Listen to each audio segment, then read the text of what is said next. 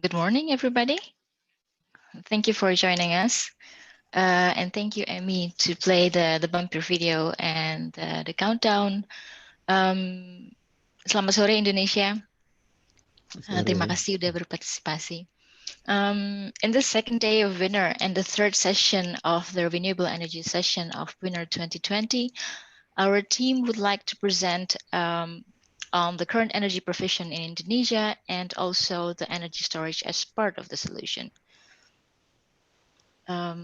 So in this session, we will have two presentations. The first one is on the current energy provision in Indonesia by Dr. Desmana Rachmildha from Institut Teknologi Bandung. And then it will be followed by the renewable energy storage by Dr. Broess from the DIN-VGL. And afterwards, we will have a Q&A session. And at the end of the session, we will have an online photo session. So don't go away before we have a photo session. And also, I think you've seen it in the bumper video that the session will be recorded. So by joining this session, you have your consent to be recorded. During the session, please send your question on the chat box, and we will address them during the Q&A session. So I will give the first floor to Dr. Tri. Go ahead, Dr. Tri. Okay, thank you, Tia, for the opening. Okay, let me introduce myself. My name is Desmana Rachmildha. I'm from ITV, School of Electrical Engineering and Informatics. Today, I would like to present about electrical energy provision in Indonesia, especially about renewable energy power plants. Okay, from the slide one, you can see. Before that, we know that Indonesia, as we know, it's an archipelago with more than 17,000 islands. And we have 5 main islands you can see in the picture: Java, Sumatra, Kalimantan or Borneo, Sulawesi, and Papua. And the most developed island in the term of electricity infrastructure is Java. Java is holding about 150 million people, or about 56% of total population of Indonesia. So we don't, in fact, encounter many problems in Java Island in terms of electricity, although maybe some electricity outage happen sometimes due to maintenance or natural cause electric failure. Just an information, in August 2019, for example, there was a blackout in Java, Java Madura Bali power network, caused by a tree branch hitting the transmission wire, where at the same time, unfortunately, there was a maintenance procedure for the redundant transmission line. So there was an outage, and the duration of the blackout varied. Yeah? According to the location, some people get 2 hours outage, and me, for example, we had to wait 11 hours until the electricity was restored. So it's quite long. But overall, in Java, the electricity infrastructure is, we can say it is good. It's quite good. So if we see in the slide that the electrification ratio in Indonesia, right now we have about 99.9%. However, this number, this electrification ratio number, includes also what we call as the PLN's Solar Powered Energy Saving Lamp program.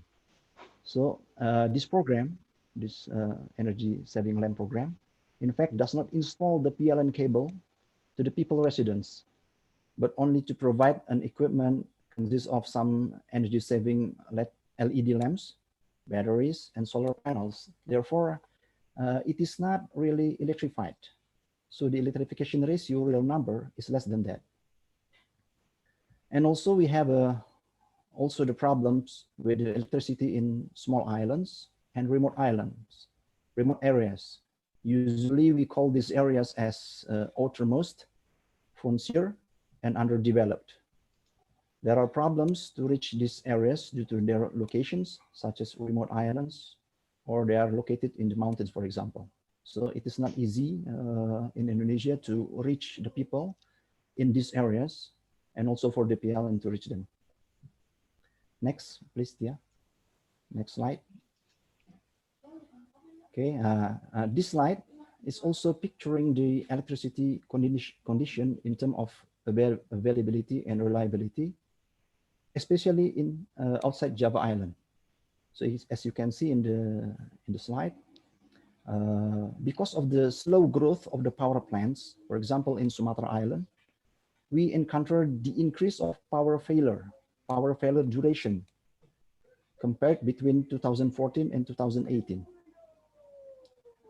In the provinces of South Sumatra, for example, South Sumatra, Jambi, and Bengkulu, on the first row, you can see that the failure duration increased from only 12 hours per customer in 2014. It became 74 hours per customer in 2018. So it's quite big, 600% increase of duration of power failure. This happens also in other islands such as Kalimantan, Borneo, and Sulawesi and Papua. In Java, we talked already about the increase of the power quality. We already talked about how to increase the power quality in terms of harmonics, for example, imbalance, voltage imbalance, or voltage sag and swell. But outside Java, we still have to think hard about how to deliver electricity continuously. So this is the problem of availability. This shows the different problem between Java and outside Java. There is a little bit irony, in fact, that most of the primary energy, such as coal and gas, for example, in fact, are mined outside Java. For example, coal are mined in Sumatra and Kalimantan, and then they are transferred to Java to provide the energy for power plants. This is because most of the industrial activities, in fact, are centered in Java Island. And we don't have yet the interconnection between big islands like this.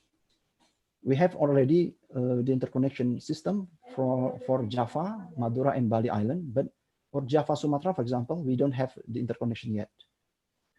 In fact, we have planned this one to connect Sumatra and Java a few years ago, but until now it is not constructed yet due to many reasons. So it's not easy. Okay, next slide, please. Yeah. This is this slide shows the energy mix in electric power plant between target and realization. So although we have many problems, in terms of availability or reliability, there is also demand to increase the renewable energy percentage in our energy mix for power plants. The government has a target. I think the presentation is up. Okay, thank you. So the government has a target in 2025 for renewable energy mix, and PLN, as the utility company for the electricity, is obliged to fulfill some portion of this target. So you can see in the slide. So for the target in the left picture, the coal still dominates our power plants' energy sources, followed by gas and hydro power plants. So coal and gas is the main energy sources. And then they are increasing production from geothermal power plants. In fact, as we can see in the slide, we hope that we have more production from the geothermal power plants and some utilization of fuel, including the biofuel. And the other renewable energy, photovoltaic or wind turbines, only a few percent, very small portion.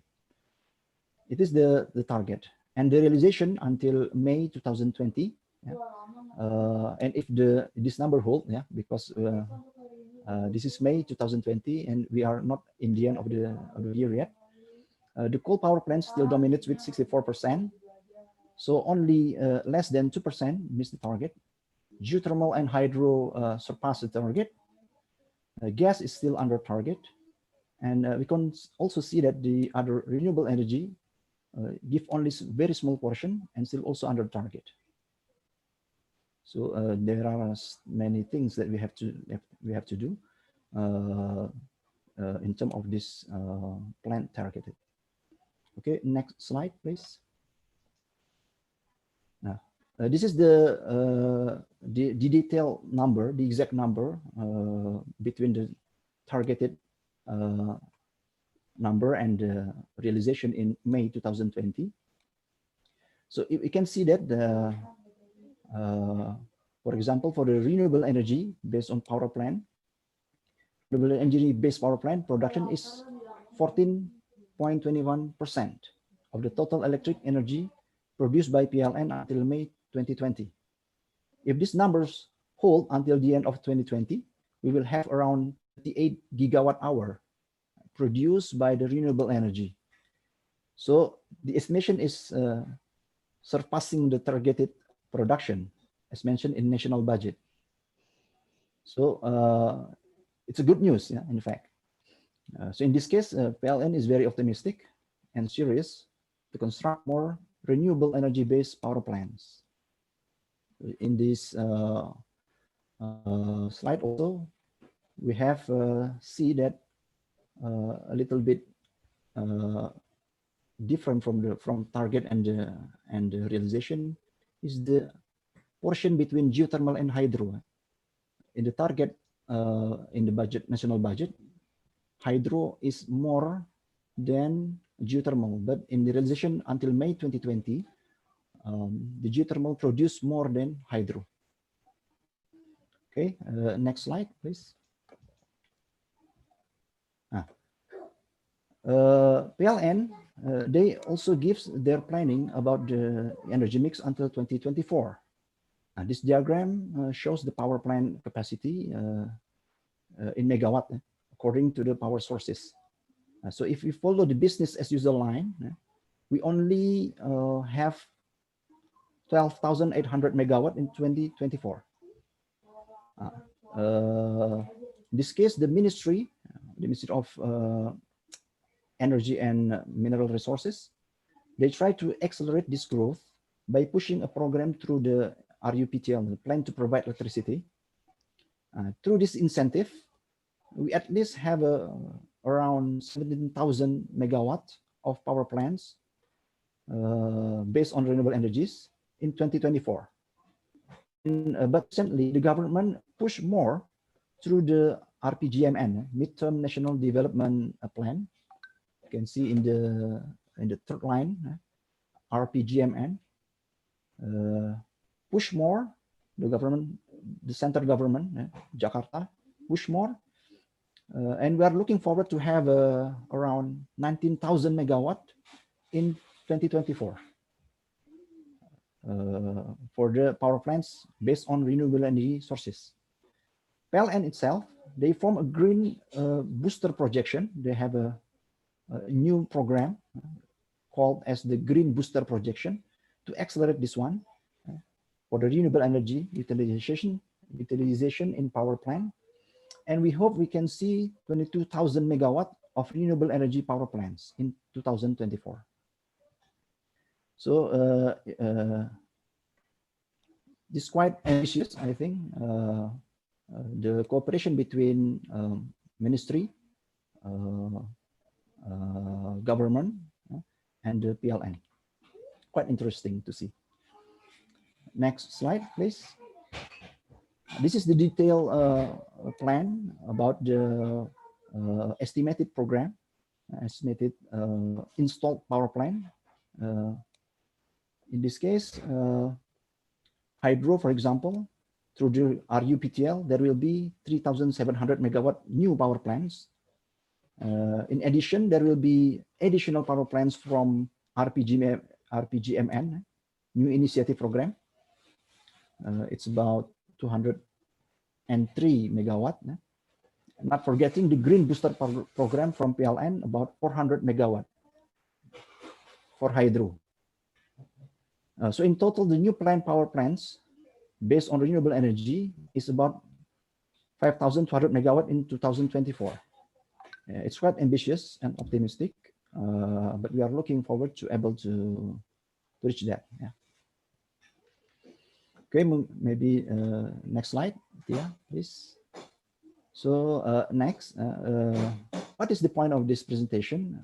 So I just want to point out that there is a plan to accelerate the utilization of renewable energy resources for power plants in Indonesia. And the construction of these power plants will be outside Java due to their availability problem of electricity. The spirit to use more renewable energy is very good. But as I know, the penetration of renewable energy sources, such as photovoltaic, for example, and wind turbines, will raise other problems concerning the reliability of our system. If the power plants are in the form of hydro or geothermal, so there won't be a problem there. But to meet the plan in 2024, which is very close from now, I think it is more efficient, more practical, and more feasible to build the photovoltaic power plants or wind turbines. Uh, we can build these photovoltaic power plants rapidly, or wind turbines. Compared to the geothermal, for example, we have to construct this maybe 2 or 3 years for the construction. Therefore, it is very important to anticipate the fluctuation and intermittent behavior of this kind of power plants, because we know that for example, photovoltaic, there will be a fluctuation of energy production from the photovoltaic, or even wind turbines. The answer of this problem can be the utilization of what we call as the energy storage, which has, I think, which is not used widely yet in Indonesia. So this can be our answer to this problem. So I will end my presentation to this point, and I go back to Tia. Thank you. Thank you very much, Pak Tri, for your presentation on the electricity provision.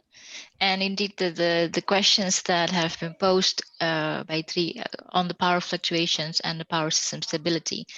And well, hopefully Dr. Koen Broess can give us a bit insights on renewable energy storage. Dr. Koen, floor is yours. Thank you very much, Tia, and thanks, Tri, for the nice overview of renewable energy in Indonesia. The second half of this presentation will focus on energy storage and how it can deal with the increasing amount of renewables in different countries. So I will focus on what is happening in Europe, but also how it can be applied to, for example, Indonesia or globally in general. So if you look at let's say the high learning cost rates, I think it's well known that solar and both solar and wind still have very high learning curves for the solar panels and for the wind turbines. Of course, this is year on year. Of course, installation cost is not taken into account. But if you look then at energy storage, so the batteries, it is still a little bit more immature technology compared to wind turbines and solar. Still, the learning curves are also a little bit higher even compared to wind and solar. So very interesting to see all the developments. So my next slide will look in more detail. Thank you, Tia. So if you look at the prediction, this is from Bloomberg, New Energy Finance, then we see a tremendous growth expected for lithium-ion batteries. Basically going from, well, let's say around $25–30 million today till almost $120 million in 2030.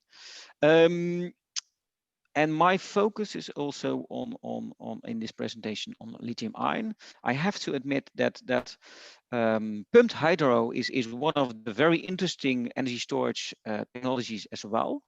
But in Europe, basically all suitable locations are taken. But pumped hydro might for Indonesia, for example, might be interesting. But it's also really the decrease in cost that we see now that there is globally a focus on lithium-ion batteries. So if you can go to the next slide. We see that this is the prediction from again from Bloomberg. If you look in 2010 till now, we see a really tremendous the cost reduction from 87% from 2010 till 2019.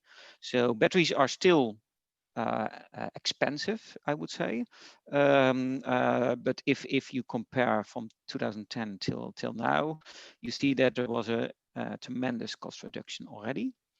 And the main reason is that, well, we use lithium-ion batteries in all kind of appliances, so for our phones, for our laptops, but also for electric vehicles. So there's really economy of scale is really a really important factor for the cost going down. That also means that, and I will talk about that in a later slide, that globally we see that there is a really a focus on lithium ion, and we see, for example, that in Africa. So, for example, South Africa is also dealing with a lot of reliability issues, and they want to increase their amount of renewables, especially solar. And the World Bank is really funding South Africa to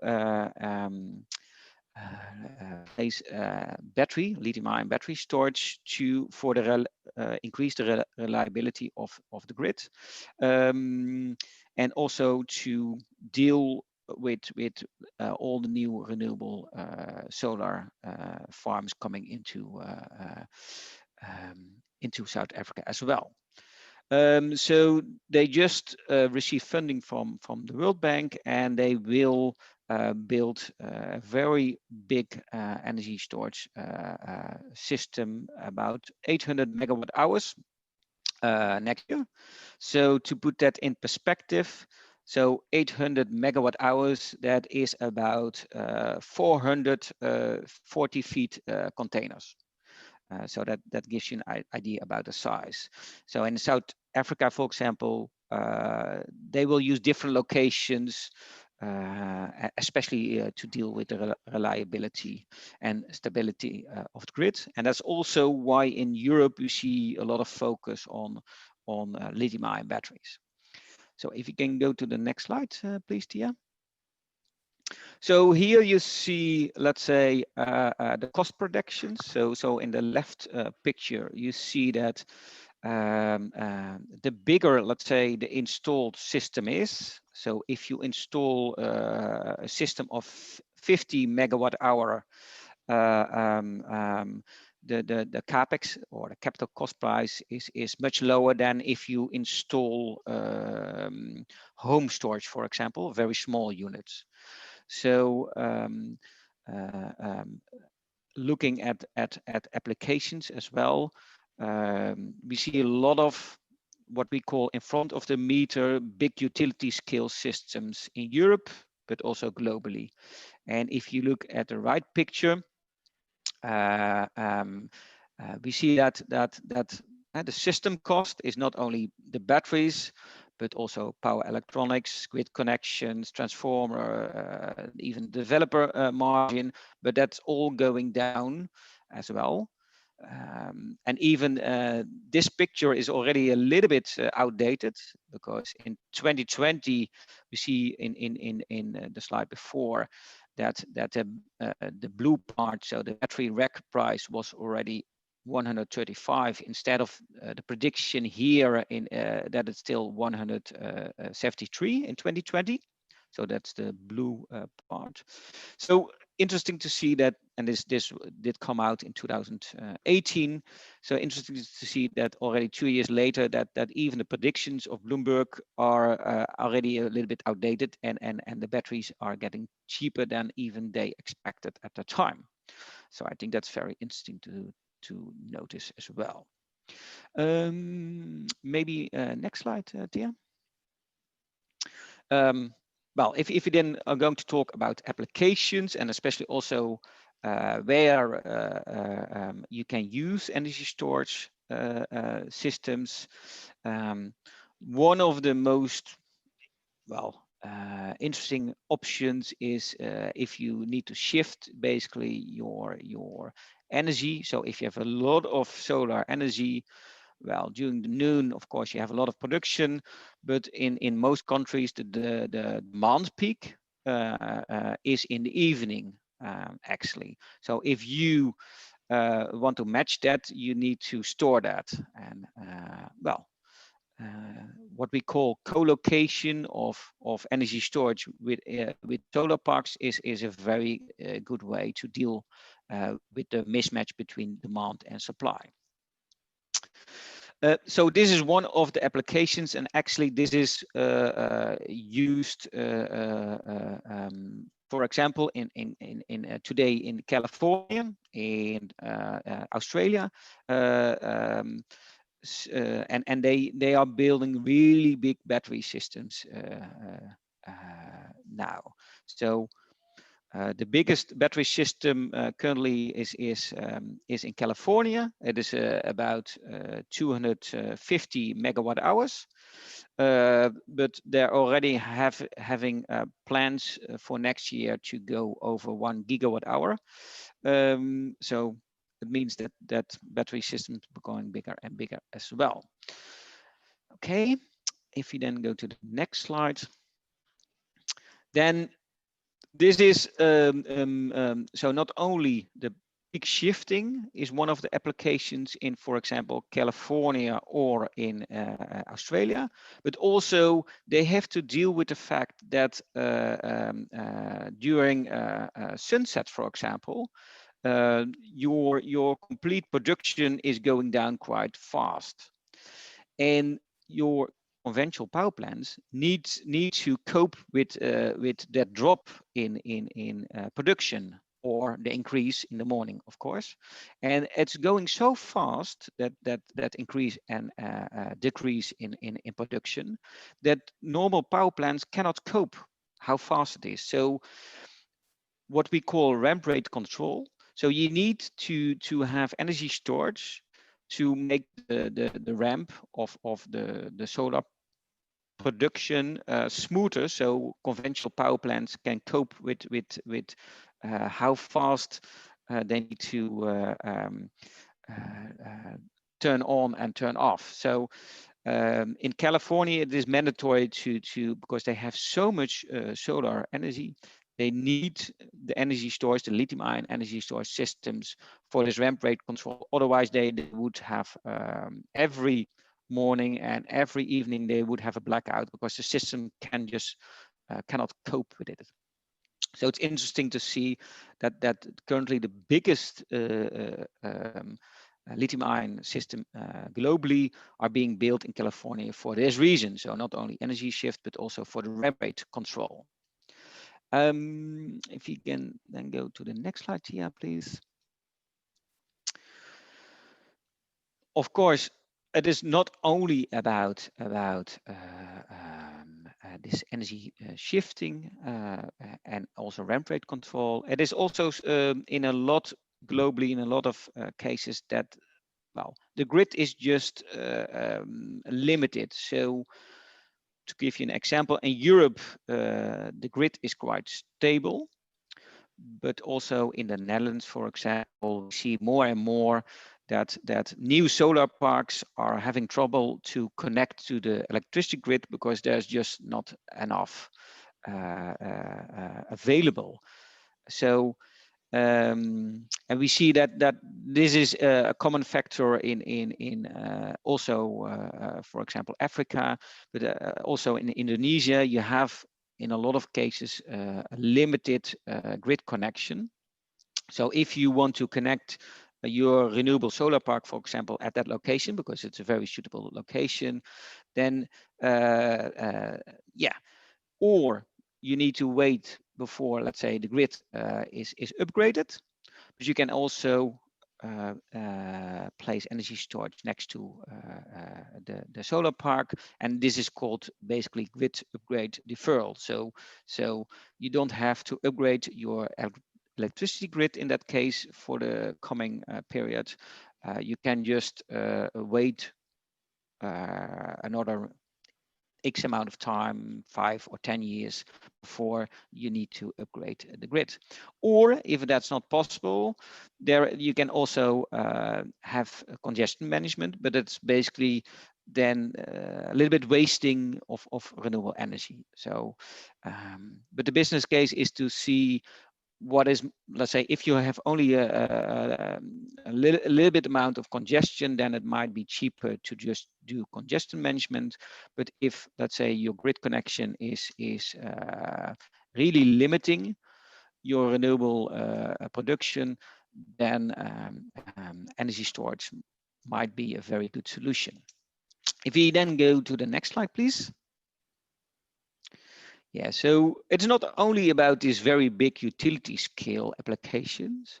Also, around the world, we see a lot of microgrids. So in the Netherlands, this is less common. Actually, I know only one case in the Netherlands, and that's called Pampus, and that's a very small artificial island in front of Amsterdam, and that is not connected to the grid, so they are basically an island grid or a microgrid, but the rest of the Netherlands is all connected. But in Indonesia, of course, there are a lot of places, rural cases where microgrids may play a role, and in that case, it is very good to combine energy storage with rooftop solar PV generation, and basically create an island grid. So this is a very good business case in itself, because it's a lot of locations are just too remote, and it just takes too long before everyone is connected. And this might be a very quick and also a quite financial interesting option to do so. Okay, if you go to the next slide, then we see actually in Europe, if you look at all the battery power plants today, so there are a limited number in the Netherlands, but actually there are a lot in the UK, but also in Germany. And they are all having one major service, and that is what we call ancillary service. So they keep the frequency at 50 hertz. So and Tia, you may click. So we see, yeah. So if there is a frequency dip in the grid in Europe, and that can be in the Netherlands, but also in Italy or in Spain, because the dip is almost instantly traveling with almost with the speed of light from Italy to, for example, the Netherlands. So if there is an outage of a power plant, of a coal-fired power plant, for example, then you get a drop in frequency, and the battery systems in Europe are basically providing this ancillary service to get the 50 hertz back again. So and this is a very interesting business case today, because at least you could earn your battery system back in 4 or 5 years, so the very big ones already. But we see also that this ancillary service is a kind of limited market. So we see also the more units and the more battery systems are entering this European market, the lower the prices are. But this is a paid service in Europe. But if you look, for example, in South Africa, this is just needed to keep the grid stable. And so in Europe, there are commercial parties providing this service. But for example, in South Africa, we see that the utility, or in this case, Eskom, is providing this service themselves. So that's also, I think, a question for Indonesia. You can do it both ways. So PLN can do this kind of service, or they can ask commercial parties to provide this service for them. Okay, if you then go to the next slide, please. then we see that although this was a very interesting business case for lithium-ion batteries the last years, we see also that the prices are going down. So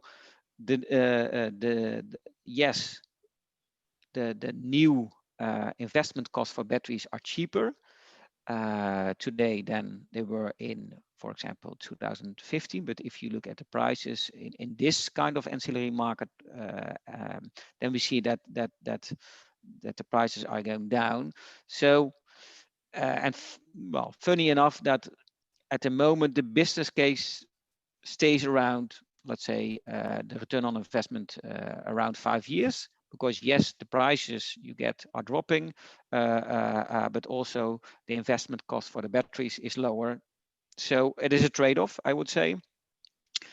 But what we see in Europe, that this ancillary service market is now very interesting. But we see also that now commercial parties are more looking at co-locating with solar, and this is something being looked at in the Netherlands, but also in Europe in general.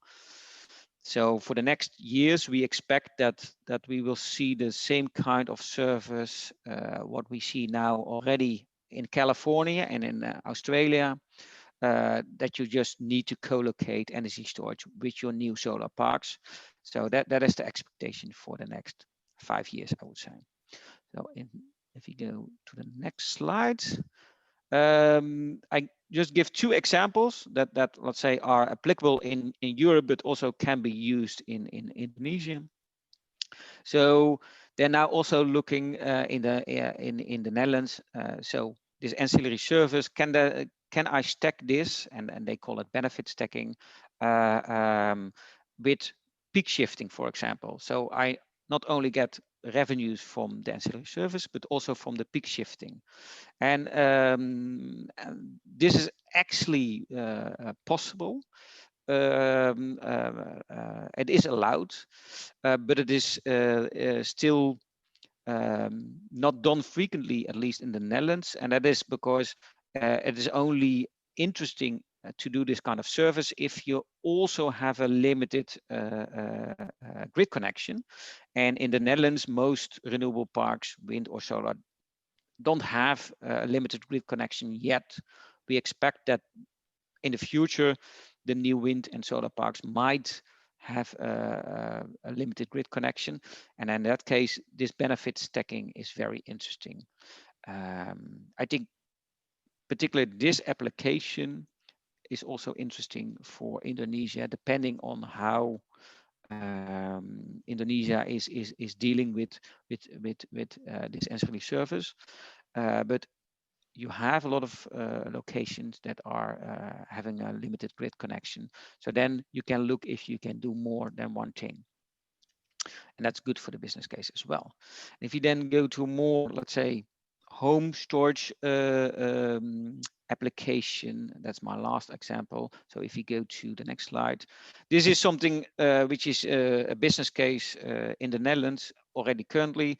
So we have this startup, a company called iWell, and they look specifically at lowering grid connections for office buildings, for example, or apartment blocks where there is an elevator, but also where you have solar on the roof.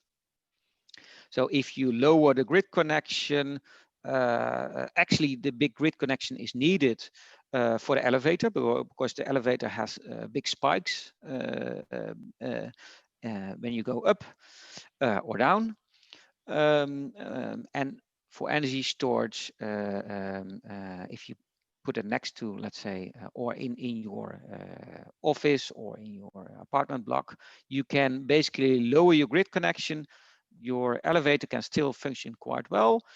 You can also increase your self-consumption by your solar rooftop.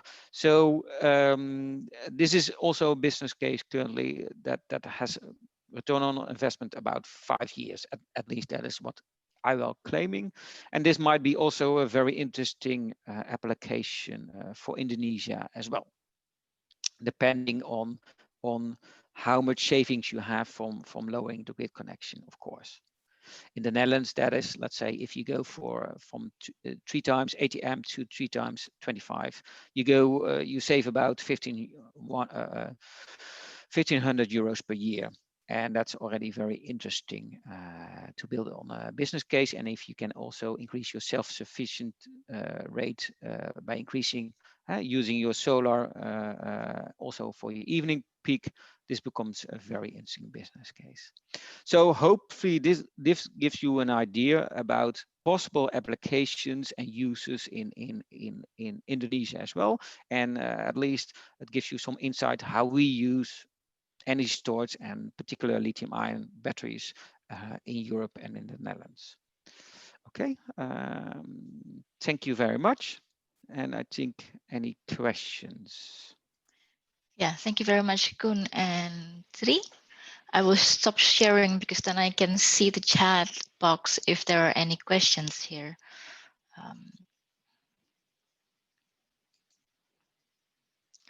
I see one question from Hatija Suharyanto. How does the dispatcher work if we use renewable power plant as on-grid connection, and east stream will be the same with the coal power plant because both of them have different characteristics, especially in base load or peak load? So Okay. any of you want to address this question? Yeah, if I may. Yeah. I think this is this is I think the essential of you can put a lot of renewables, especially solar, in your grid, but of course in the end because you're right, it is peak and it is not base load, and actually what you want is to match supply and demand, and that's why, let's say, if you have a lot of solar in your grid, you need to balance the demand and supply. And one way to do it is with conventional power plants that are basically no longer in base load anymore, but because electricity is based on the marginal cost, and the marginal cost of renewables is almost zero. I mean, the investment cost is quite high, but if you have investment, then to run it, it is almost free, of course. So you can or choose coal or gas-fired power plants to just provide in the evening peak and no longer in as base load if you have a lot of renewable energy in your system, or you can choose that the solar power plants can provide also a little bit in the evening peak by co-locating energy storage. So that is actually the reason why we have so many in California currently and in Australia.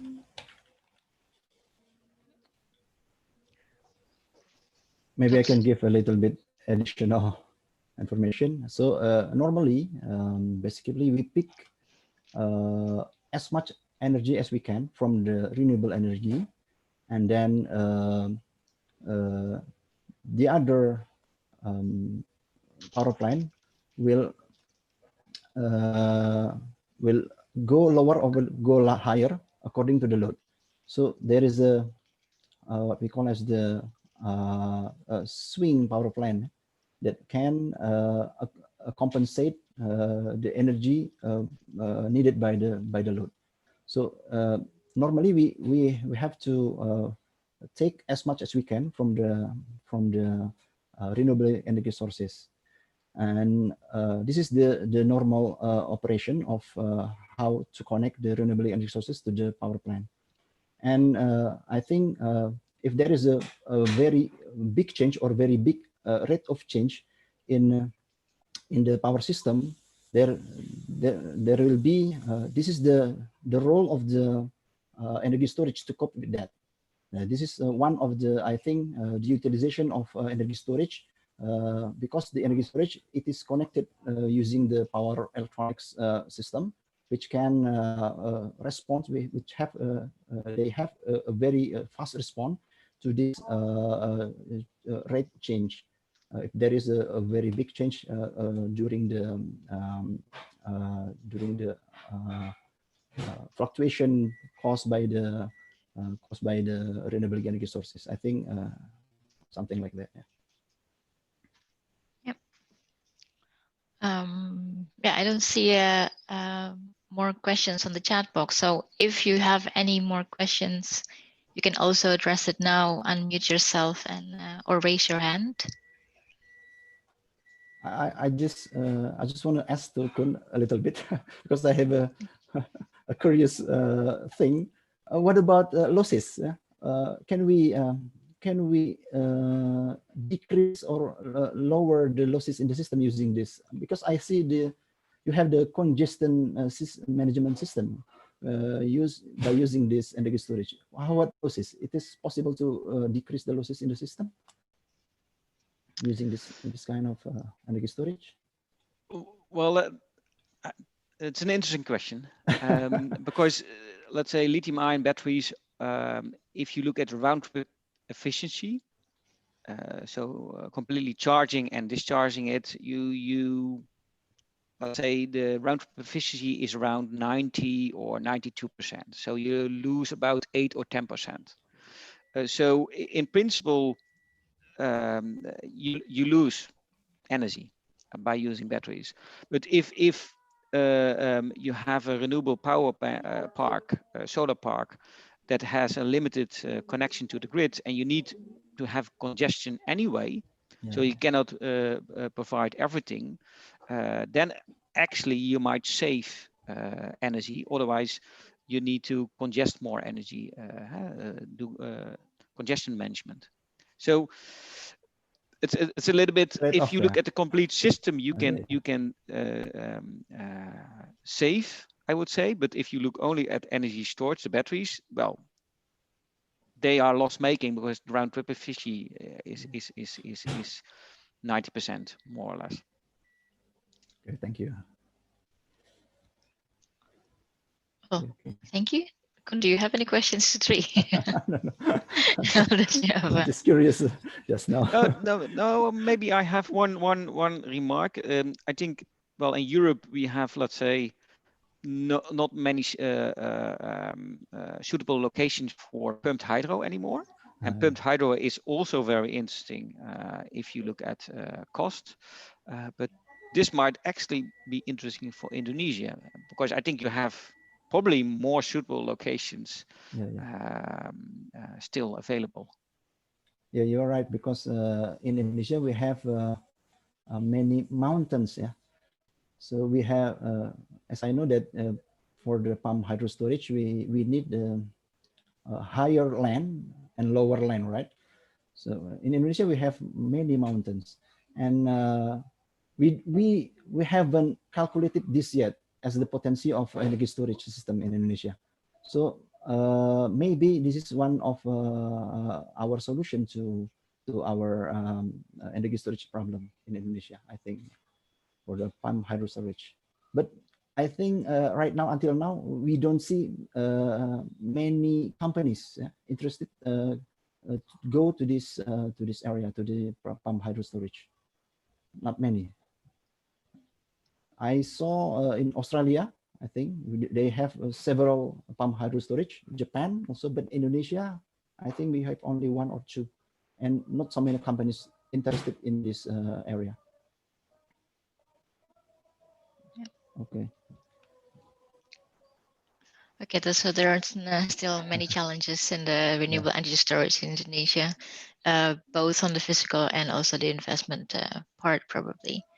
Yeah, to the audience, do you have any more questions to our speaker?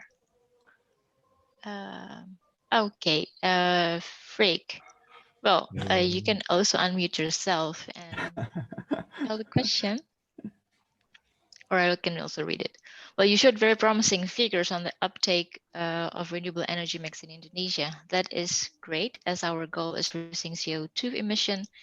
If energy demand and production is increasing, the CO2 emission is also increasing.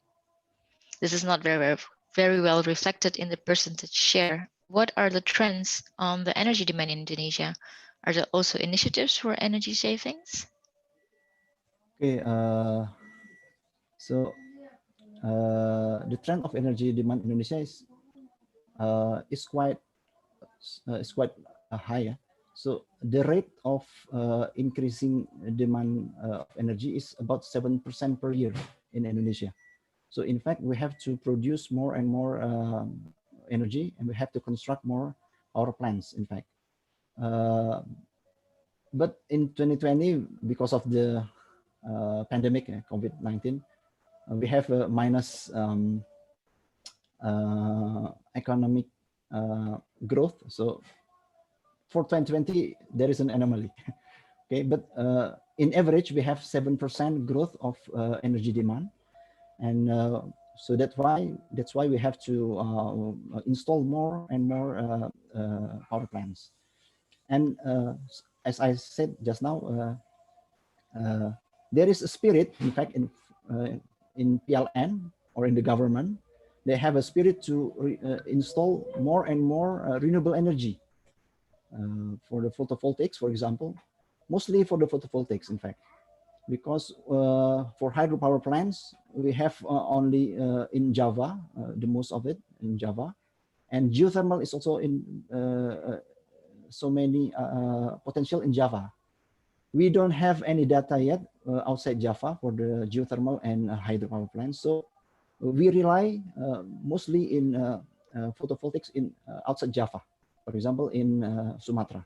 So that's why I did the presentation just now, show you that we will, there is a big possibility that we will install many photovoltaic power plants in Sumatra, for example, or in Kalimantan because of this, because of the demand, and also because of the simplicity of the construction for the photovoltaic. There are initiatives, for example, from the government, from the ministry, and also for the PLN for this one. But I do not know. We have a plan for the 2024, but we don't know yet about the realization for this power plants. Maybe we hope that we can build more and more photovoltaic and wind turbines. We have in Sulawesi right now, but I think the potency of the wind turbine is not as good as photovoltaic. Photovoltaic is very good in Indonesia. Photovoltaic. Yeah. I had a calculation. If we install one per thousand of our area in Indonesia, we can, in fact, produce energy for all of the energy demand in Indonesia for 1 year. If we can install 1,000, 1/1000 ya, 1,000 of area in Indonesia of photovoltaic system, we can answer the demand, the energy demand of total energy in demand in Indonesia. Okay. Thank you very much, Padri. Frick, I hope you're happy with this. Oh yeah, there's a reaction. Impressive. Thank you for the answer. Yeah, well, thank you very much. I think we are coming to the end of our session. If you have more questions, I think you can find the email addresses of the speakers in the chat box, and probably also to tell you that we are a community from GeoCap. That is, we started in the geothermal energy, and we now go for renewable energy. You can visit us in www.geocap.nl. I think now we have a virtual photo moment. Okay. I will give the floor back to Emmy to make the photo. Thank you.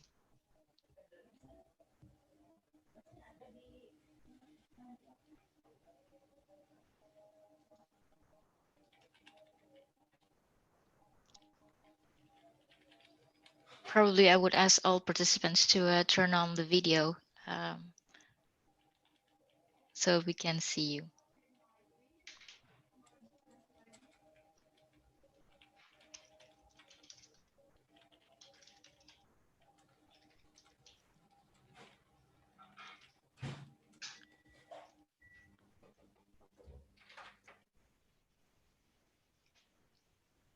Amy, can you please unmute yourself and let us know if you're there? Yes. I will take the photo now. Okay. There's only one screen, so I will take a few pictures. Okay, ready? 1, 2, 3. Okay, I just made one screenshot, and then the second one. 1, 2, 3. Yes, perfect. Nice smile, everyone. Okay, one more time. Okay. Okay. 1, 2, 3. Say cast. Okay, perfect. Thank you, everyone, for participating. Thank you very much, everybody. So see you in the next occasion. Thank Bye. you. Thank you. Bye. Bye. Thank you. Thank you.